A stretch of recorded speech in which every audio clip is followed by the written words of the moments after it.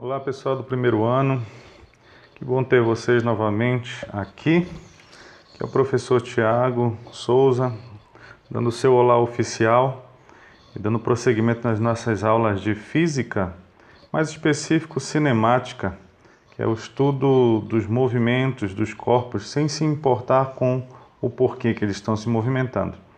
Bom, quero poder enfatizar a necessidade sua de estudar, de dedicar, ler o livro didático, não importa de que forma, se ele é físico ou se é nas páginas que eu envio para vocês, mas você tem a internet também você pode pesquisar muito sobre os assuntos que nós estamos abordando. Tá?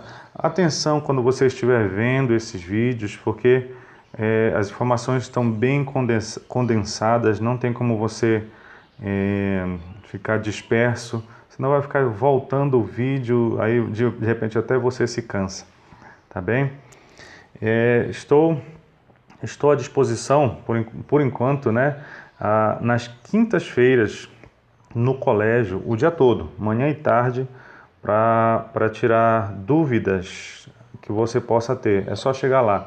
Mas se você achar interessante, reúna os seus colegas e marque comigo uma reunião virtual pelo Meet, tá? Isso já está começando a acontecer, beleza? Vamos lá. Movimento uniforme. O que a gente precisa analisar aqui do movimento uniforme é que, bom, comparando com a velocidade média, o que dá a ideia? Existem várias situações em que a velocidade do móvel ela vai alterando, como nós conversamos, né?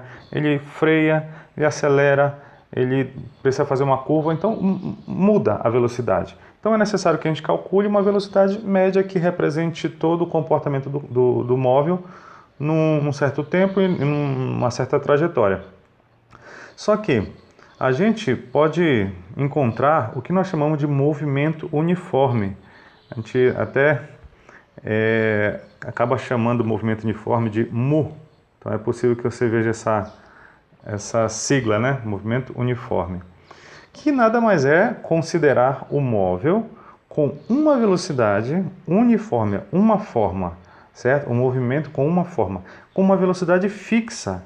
Então, pensando nesse caso, a nossa velocidade média, ela acaba se transformando numa velocidade escalar, v. Agora não é mais média, não. O móvel andou com aquela velocidade por todo aquele trajeto. Muito bem? Então, a nossa equação de velocidade, ela pode ser escrita desse jeito aqui, olha. V igual a ΔS sobre ΔT, sendo que agora não é mais média, já é a velocidade real, é o que nós encontramos no móvel mesmo descrevendo. Bom, temos uma particularidade, cuidado com essa minha observação aqui, que é o MRU. Tá, M e U eu sei que é movimento uniforme. E o R, Thiago? O R é retilíneo. Então, se o móvel tem um movimento constante e ainda por cima a nossa trajetória ela tem uma reta, isso nós chamamos de MRU, movimento retilíneo uniforme. Muito bem? Que nem aquela estrada que nós estamos vendo ali na figura, né? Uma estrada reta. Então, se ele percorre essa estrada retilínea com a mesma velocidade, é um movimento retilíneo uniforme. E nós temos algumas convenções que você está vendo aqui. Está vendo a figurinha da esquerda? A seta está apontando para, vamos dizer assim, nossa direita. E se o indivíduo está caminhando no mesmo sentido da trajetória, a velocidade dele é positiva. Está vendo aqui embaixo? E, por consequência, o ΔS também vai ser positivo, já que ele está acrescentando posições no sentido da trajetória. Agora, a figurinha do lado direito, eu já tenho o indivíduo andando no sentido contrário da trajetória. Então, nós convencionamos a velocidade como sendo negativa e, por consequência, o nosso ΔS também vai ser negativo. Muito bem? Deixa eu ver se eu consigo fazer um exemplo aqui para vocês. Isso analisa inclusive a ideia de ponto material e corpo extenso. Diz assim, uma composição ferroviária com uma locomotiva e 14 vagões desloca-se a velocidade constante de 10 metros por segundo. Tanto a locomotiva quanto cada vagão medem 12 metros.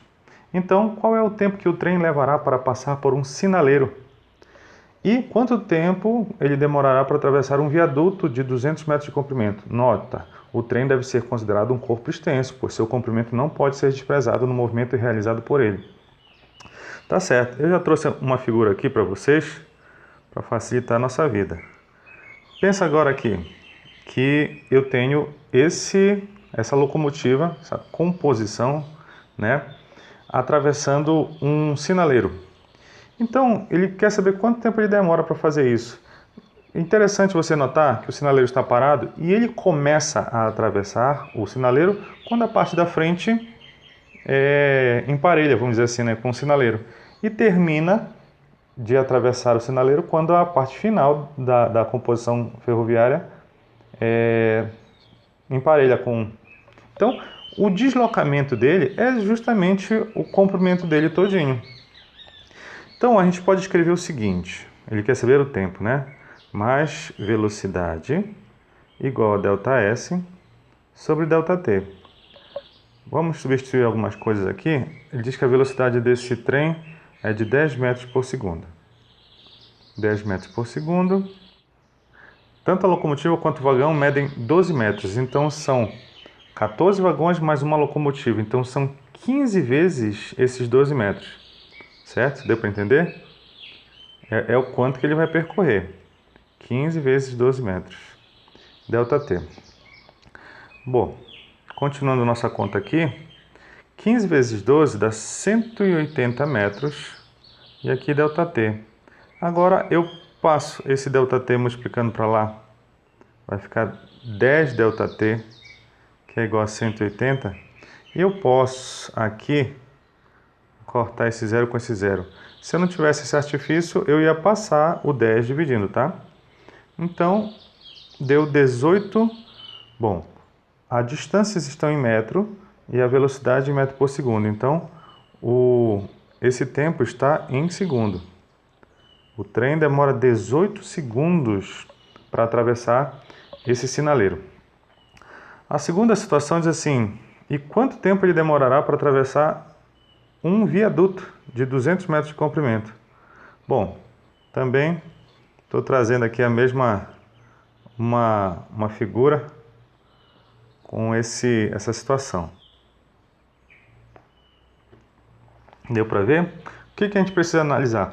Qual seria a interpretação? Ele começa a atravessar esse viaduto quando a parte inicial dele emparelha com o início do viaduto. E termina quando a parte final do trem sai do viaduto.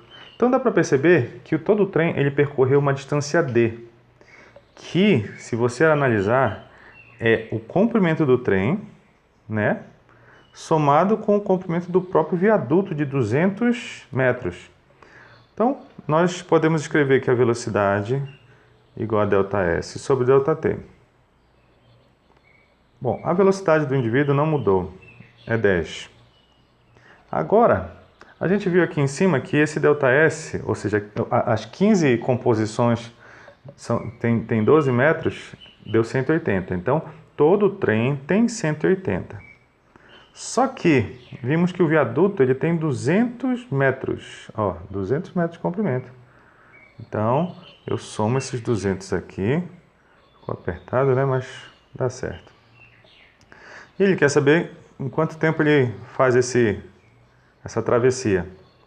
Então, 10 igual a 180 mais 200 dá 380 sobre ΔT. Passa esse ΔT multiplicando para lá de novo, fica 10 ΔT igual a 380. E de novo vou cortar esses zeros, mas repito, se não tivesse esse corte aí, você ia passar o 10 dividindo para descobrir o valor. Então ficou 38 segundos. Viu?